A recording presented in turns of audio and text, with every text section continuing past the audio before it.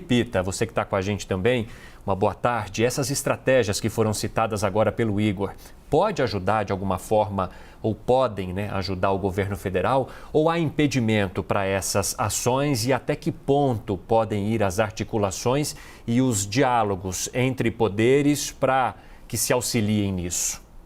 Boa tarde, Evandro, Carla, os meus colegas e quem nos acompanha ao Visão CNN. Justamente, é uma estratégia que não é o único governo a adotar, outros governos também já adotaram em meio às CPIs, de quanto maior o escopo, digamos assim, quanto mais se dividem as atenções de uma CPI em diversos outros casos, menos acaba sendo o impacto em relação àquele objeto inicial. A gente já falou, por exemplo, a gente lembrou aquela história da CPI dos bingos, que também precisou de uma decisão do Supremo Tribunal Federal lá em 2005 para ser instalada praticamente um ano depois da apresentação do requerimento que havia sido feito em 2004.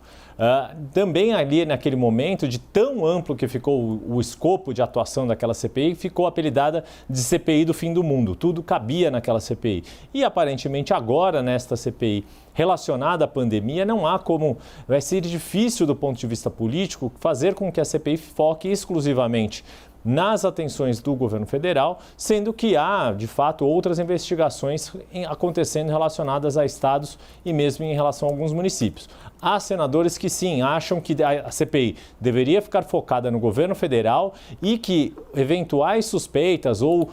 indícios de irregularidades nos estados e nos municípios sejam encaminhados para os respectivos ministérios públicos, para a Polícia Civil, eventualmente, caso haja alguma investigação criminal que também possa ser feita por policiais, ou seja, há outros órgãos de controle que poderiam fazer esse tipo de atuação nos governos subnacionais e deixar a CPI do Senado focada diretamente no governo federal. Até porque vale lembrar que eu vi de um integrante do Senado. Se o Senado é a casa da federação e ele começar a mirar contra unidades da federação, isso cria um problema institucional também que extrapola o nível federal e avança na própria Constituição da nossa federação. Yuri, boa tarde também, que eu não tinha ainda te dado boa tarde, você não tinha chegado, mas a gente tem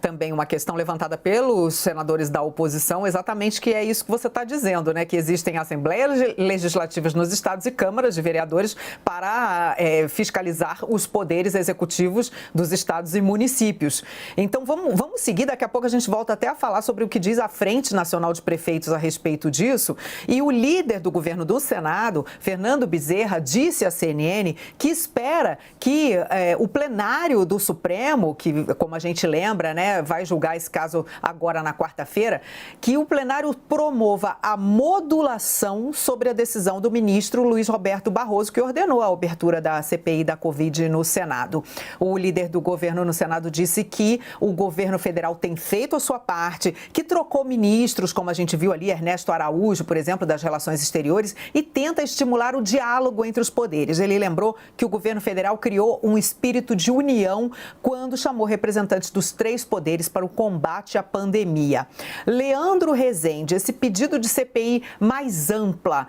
nele os senadores governistas repetem a narrativa de que são os governadores e prefeitos que precisam ser investigados, é isso? É isso, Carla, é uma repetição de uma narrativa, apesar desse discurso do líder do governo aqui na entrevista para a gente, dizendo que o governo federal adotou uma nova postura e que está buscando aí a união nos esforços para combater o coronavírus. Mas, ao mesmo tempo, existe ainda essa narrativa de que quem tem que responder sobre omissões, irregularidades e desvios no combate à pandemia são os governadores e prefeitos. É uma repetição do drama que a gente está vivendo, desde o começo da pandemia, em março do ano passado. O governo federal, estados e municípios, de uma forma geral, ao longo de todo o tempo da pandemia, nunca conseguiram sentar e colocar um discurso único para combater esse vírus que já matou mais de 350 mil brasileiros. Tem um ponto nesse pedido de CPI mais ampla, Carla, que você mencionou, que me chamou a atenção, que é quando os senadores ali, que estão tentando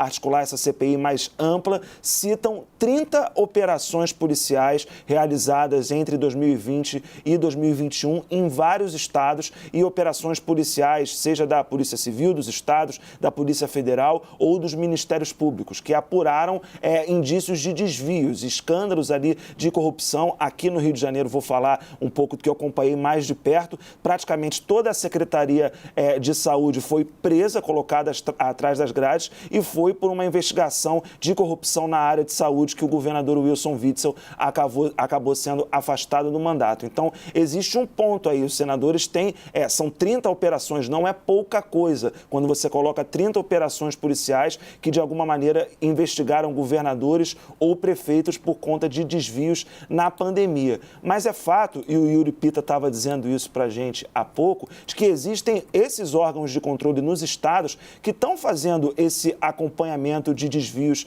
nos estados e municípios. A gente tem pelo menos 9 CPIs que já foram realizadas no Brasil afora para investigar justamente gastos de governadores no combate ao coronavírus. Então, você misturar tudo, na verdade, você acabar dando um jeito de não se investigar nada, né? Porque